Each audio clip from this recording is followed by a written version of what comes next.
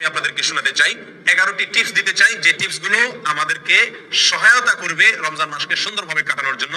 যেই উদ্দেশ্যে আল্লাহ তাআলা রমজান দিয়েছেন, যে উদ্দেশ্যে আল্লাহ তাআলা সিয়াম দিয়েছেন, তাকওয়ার পথে আমরা অগ্রসর হওয়ার জন্য এই 11টি পরামর্শ ইনশাআল্লাহ আমাদের কাজে আসবে। তার ভিতরে প্রথম হলো তওবা এবং ইস্তেগফার করা। কি করা ভাই? তওবা এবং ইস্তেগফার করা। কেউ যদি আল্লাহর কাঠগড়ার আসামি থাকেন, আগে থেকে তার নামে মামলা হয়ে থাকে, আগে থেকে তিনি দাগী আসামি হয়ে থাকেন, তাহলে নতুন করে আল্লাহর পক্ষ থেকে কোন নেক আমলের তৌফিক তার জন্য পাওয়া একটু কঠিন। এজন্য আগের যে অপরাধগুলো আছে, রমজান আসছে সেজন্য আল্লাহর কাছে সেগুলোর জন্য তওবা ইস্তেগফার করে নতুন করে জীবন গড়ার জন্য সংকল্প করতে হবে। নতুন করে রমজান আসছে, আমাকে নতুন ভাবে ঘুরে দাঁড়াতে হবে, সেজন্য পিছনের সমস্ত খাতা মুছে ফেলতে হবে, পিছনের সমস্ত গুনাহ খাতার জন্য আল্লাহর কাছে মাফ চাইতে হবে, নতুন জীবন গড়তে হবে, জীবনে মোড় ঘুরাতে হবে, তওবা এবং ইস্তেগফার করতে হবে। করবো তো ইনশাআল্লাহ? এখন থেকে তওবা এবং ইস্তেগফার করে রমজানের জন্য আমরা প্রস্তুতি গ্রহণ করবো ইনশাআল্লাহ। এটা হলো রমজানের প্রথম প্রস্তুতি, তওবা ইস্তেগফার, ফিরে আসা, অন্যায় কাছ থেকে এখন থেকে ফিরে আসতে শুরু করা এবং আল্লাহর কাছে মাফ চাওয়া। আল্লাহর কাছে মাফ চাইলে আল্লাহ সুবহানাহু ওয়া তাআলা যদি ক্ষমা করেন, তাহলে ইনশাআল্লাহ নতুন করে নেক আমলের তৌফিক এবং সুযোগ আমরা লাভ করবো ইনশাআল্লাহ।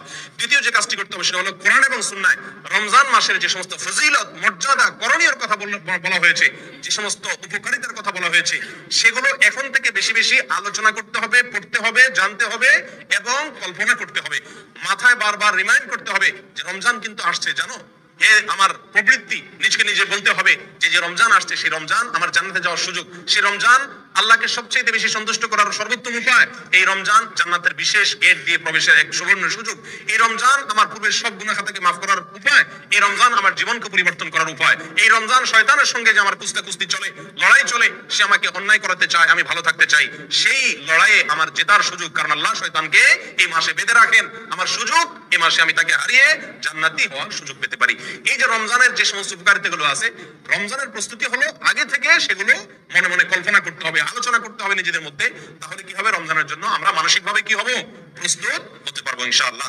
তৃতীয় যে কাজটি করতে হবে সেটি হলো ক্ষমা এবং সওয়াব লাভের জন্য, রমজান মাসে মাগফিরাত লাভের জন্য, অতিরিক্ত সওয়াব আল্লাহ সুবহানাহু ওয়া তাআলার কাছ থেকে সংগ্রহ করার জন্য এখন থেকে মানসিকভাবে দৃঢ় প্রতিজ্ঞা করতে হবে। মানসিকভাবে কি করতে হবে ভাই? দৃঢ় প্রতিজ্ঞা করতে হবে, এরাদা করতে হবে, পাক্কা এরাদা করতে হবে এখন থেকে যে আমি এই রমজান, জীবনের যত রমজান যেভাবেই গেছে না গেছে, এই রমজানটা আর আমি কি করবো না, হেলায় কাটাবো না। ভাই নবী সাল্লাল্লাহু আলাইহি সাল্লামের জীবনে 7 বা 8টি রমজান পেয়েছেন, সাহাবায়ে কেরাম বেশিরভাগ সাহাবীদের জীবনে 2, 4, 5, 6, 7, 8টি রমজান পেয়েছেন। আমরা এক একজন আলহামদুলিল্লাহ জন্মসূত্রে মুসলিম, আমরা আলহামদুলিল্লাহ প্রাপ্তবয়স্ক হওয়া থেকে মৃত্যু পর্যন্ত রমজান পাচ্ছি, 30-40 বার জীবনে রমজান পাচ্ছি। তারা জীবনে 2, 4, 6টি, 7টি, 8টি রমজান পেয়েছেন, প্রাপ্তবয়স্ক হয়েছেন, 40-45 বছরে মুসলমান হয়েছেন, কয়েক বছর পরে মারা গেছেন, শহীদ হয়ে গেছেন, জিহাদের ময়দানে গেছেন, মাত্র কয়েক বছর রমজান পাইছেন। রমজানের রোজা ফরজ হয়েছে যখন, তারপর নবী সাল্লাল্লাহু আলাইহি ওয়াসাল্লাম মাত্র 7-8 বছর বেঁচে ছিলেন। তাহলে অল্প কয়েকটা রমজান পেয়েছেন, কিন্তু সেগুলোকে এত সুন্দর ব্যবহার করেছেন যে তাদের জীবনে তারা সফল হয়ে গেছেন। প্রিয় বন্ধুগণ, আমরা 30-40টা রমজান পাইও সেগুলোকে সফলভাবে কাটাতে পারি না। এর অন্যতম একটা কারণ হলো এটার জন্য আমাদের পূর্ব প্রস্তুতিটা ভালোভাবে থাকে না। অতএব প্রিয় বন্ধুগণ, রমজানের তৃতীয় প্রস্তুতি হলো আল্লাহর পক্ষ থেকে এই মাসের খায়ের বরকত, ক্ষমা, মাগফিরাত এগুলো পাওয়ার জন্য মানসিকভাবে দৃঢ়ভাবে কি করতে হবে, পাক্কা ইচ্ছা এবং প্রতিজ্ঞা করতে হবে যে না, এই রমজানে আমার টাকা আসুক আর না আসুক, ব্যবসা হোক আর না হোক, অন্য কোনো দিক থেকে লাভ বা ক্ষতি যাই হোক না কেন, আমি প্রতিজ্ঞা করলাম এই রমজানটা আমি ব্যতিক্রম রমজান কাটাবো, এই রমজানে আমি আমার মালিককে খুশি করে ছাড়বো, এই রমজানে আমি আমার জাহান্নামের খাতায় নাম যদি লেখা হয়ে থাকে আল্লাহ না করুক কাটায় ছাড়বো, এই রমজানে আমি জান্নাতীদের খাতায় নাম লেখাই ছাড়বো ইনশাআল্লাহ। এজন্য প্রতিজ্ঞা করতে হবে। 4 নম্বর যে প্রস্তুতিটা নিতে হবে প্রিয় বন্ধুগণ, সেটা হলো এই রমজানের আগে, গত বছর বা তার আগের জীবনের কোন রমজানের রোজা যদি কাজা হয়ে থাকে, এই শাবান মাসের শেষ হতে না হতেই সেই রোজাগুলো আগে কি করতে হবে, রাখতে হবে।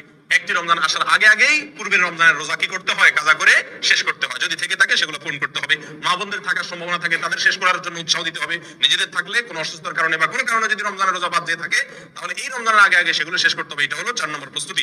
নাম্বার 5, আল্লাহ সুবহানাহু ওয়া তাআলা সাধারণ যে ক্ষমা ঘোষণা করেন রমজান মাসে, ওয়ালিল্লাহি তাকাউ মিনান নার, আল্লাহ সুবহানাহু ওয়া তাআলা রমজান মাসে বহু লোককে ক্ষমা করে দেন, বহু লোককে আল্লাহ তাআলা কি করেন, ক্ষমা করে দেন, মুক্ত করে দেন জাহান্নাম থেকে। এই যে আল্লাহ সাধারণ ক্ষমা, এটা পাওয়ার জন্য কোন কোন হাদিসে কয়েকটি শর্ত আছে, তার ভিতরে একটি হলো শিরক থেকে মুক্ত হওয়া। কি থেকে মুক্ত হওয়া? শিরক থেকে মুক্ত হওয়া। আর একটা হলো হিংসা থেকে মুক্ত হওয়া। রমজান আসছে, আল্লাহ তাআলা অটোমেটিক স্বয়ংক্রিয়ভাবে সাধারণ ক্ষমা, গণহারে ক্ষমা করে দিবেন বহু মানুষকে।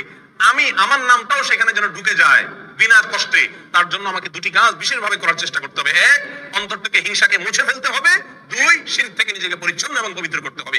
এই দুটো কাজ যদি আপনি করতে পারেন, তাহলে রমজান মাসের সাধারণ ক্ষমা পাওয়ার জন্য আপনি ইনশাআল্লাহ উপযুক্ত হয়ে যাবেন। তাহলে এখন থেকে রমজানের যে 5 নম্বর প্রস্তুতি, সেটা হলো সাধারণ ক্ষমা লাভের জন্য হিংসা এবং শিরক থেকে নিজেকে কি করতে হবে? পবিত্র এবং পরিচ্ছন্ন করে নিতে হবে। প্রিয় বন্ধুগণ, রমজানের 6 নম্বর প্রস্তুতি হলো রমজান এবং সিয়াম, রোজা সম্পর্কিত মাসালা মাসাইল যেগুলো আছে সেগুলো সব অর্জন করতে হবে।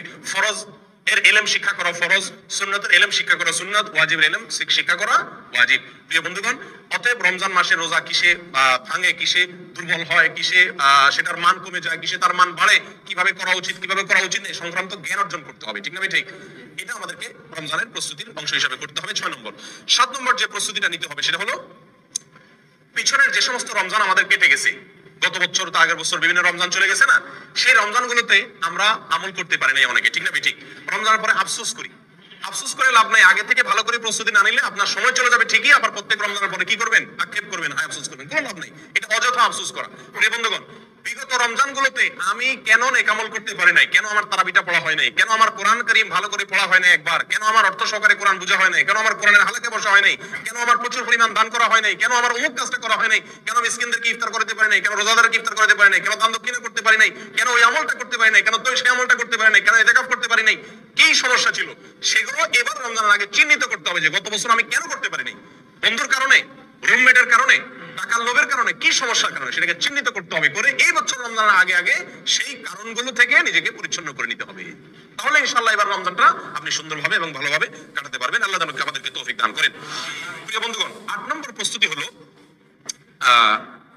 রমজানের যে নেক আমলগুলো আছে এগুলো শাবান থেকেই তার প্রস্তুতিমূলক রিহার্সাল শুরু করে দিতে হবে, মহড়া শুরু করে দিতে হবে। গুরুত্বপূর্ণ কোনো কাজের আগে থেকে মানুষ কি দেয়? মহড়া দেয়। রমজান আসছে, এজন্য রোজা রাখতে হবে। শাবান মাসে নবী সাল্লাল্লাহু আলাইহি ওয়াসাল্লাম রোজা শিখিয়েছেন। মহড়া এখন থেকে কোরআন তেলাওয়াতের অভ্যাস করা যাতে রমজান করতে সুবিধা হয়, এখন থেকে রমজানের আমলগুলোর কি দিতে হবে? মহড়া দিতে হবে। এটা হলো রমজানের 8 নম্বর প্রস্তুতি। 9 নম্বর যে প্রস্তুতির কথা বলবো সেটি হলো যাতে সুন্দরভাবে ব্যবহার করতে পারি, রমজান মাসের 24 ঘন্টার রুটিন করতে হবে। কি করতে হবে ভাই? রুটিন করতে হবে। সকাল থেকে সন্ধ্যা পর্যন্ত ডিউটিতে থাকি আর যেখানেই থাকি, আমি কোন মুহূর্তটি কিভাবে আল্লাহকে সন্তুষ্ট করার চেষ্টা করব, কোন মুহূর্তটি আমি ডিউটির সময় আল্লাহকে কিভাবে সন্তুষ্ট করার চেষ্টা করব, রুমে আসার পরে আমার মালিককে কিভাবে সন্তুষ্ট করব, আমি কিভাবে আল্লাহর অসন্তুষ্টি পথ থেকে ফিরে আসব, পুরা দিনের ছক আঁকা। আমি প্রতিদিন 1 পারা কোরআন পড়বো, আমি প্রতিদিন 10 টাকা দান করব, আমি প্রতিদিন এতবার অমুক জিকিরটা করব, আমি অমুক দোয়াটি এতবার পড়বো, এতবার দুরূদ পড়বো, এতবার ইস্তেগফার পড়বো, এতবার আল্লাহর কাছে মাফ চাইবো, কোন টাইমে কোন জিনিসটা করব। এটা এখন থেকে কি করা? তালিকা করে নেওয়া। কথা বুঝে আসছে ভাই? আল্লাহ তাআলা আমাদের সকলকে তৌফিক দান করেন।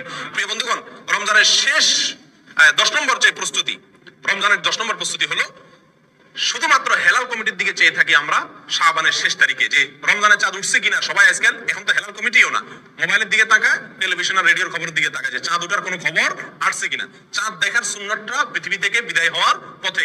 হেলাল কমিটির লোকজন, চাঁদ দেখা কমিটির লোকজন চাঁদ দেখবে, ঠিক আছে, কিন্তু আমাদেরও চাঁদ দেখার জন্য চেষ্টা করা উচিত। এই সুন্নাতটা দুনিয়া থেকে বিদায় হয়ে গেছে। চাঁদ দেখার একটা দোয়া নবী সাল্লাল্লাহু আলাইহি ওয়াসাল্লাম শিক্ষা দিয়েছেন, আল্লাহুম্মা আহিল্লাহু আলাইনা বিল আমনি ওয়াল ঈমান ওয়াস সালামাতি ওয়াল ইসলাম। আল্লাহ নিরাপত্তা এবং শান্তি নিয়ে যেন এই চাঁদ আমাদের মাঝে আগমন করে, এই দোয়া নবী সাল্লাল্লাহু আলাইহি ওয়াসাল্লাম শিক্ষা দিয়েছেন। অতএব রমজানের প্রস্তুতি 10 নম্বর প্রস্তুতি হবে শাবানের শেষ তারিখে 29 তারিখে যার যার সাধ্য অনুযায়ী চাঁদ দেখার জন্য পশ্চিম আকাশে একটু অনুসন্ধান চালানো। কথা বুঝে আসছে ভাই? আমরা সবাই করবো তো ইনশাআল্লাহ। এটা আমরা জীবনে কয়বার করেছি সন্দেহ আছে। ছোটবেলায় হয়তো গ্রামে থাকতে করা হয়েছে, আর করা হয় নাই। চেষ্টা করতে হবে যেখানে থাকি আমি নিজে সাধ্য অনুযায়ী চাঁদটা দেখার চেষ্টা করবো। যদি দেখলাম তাহলে দোয়াটা পড়ার সুযোগ পেয়ে গেলাম। 11 নম্বর সর্বশেষ রমজানের প্রস্তুতি হলো ভাই বেশি বেশি আল্লাহর কাছে দোয়া করা এখন থেকে, মালিক আমি যতই চেষ্টা করি তোমার তৌফিক না হলে কোনো ভালো কাজ করার তৌফিক হবে না। আল্লাহ রমজানে কত মানুষ সৌভাগ্যবানদের কাতারে নাম লেখাবে, আল্লাহ কত মানুষ ক্ষমা প্রাপ্ত হয়ে যাবে, আল্লাহ কত মানুষ জান্নাতি হয়ে যাবে। মালিক আমি যেন সেই সৌভাগ্যবানদের কাতারে হতে পারি, আল্লাহ তুমি একটু আমাকে তৌফিক দিও, সহজ করে দিও। এই জন্য এখন থেকে আল্লাহর কাছে কি চালাইতে হবে? দোয়া চালাইতে হবে। আল্লাহ আমাদের সকলকে তৌফিক দান করুন।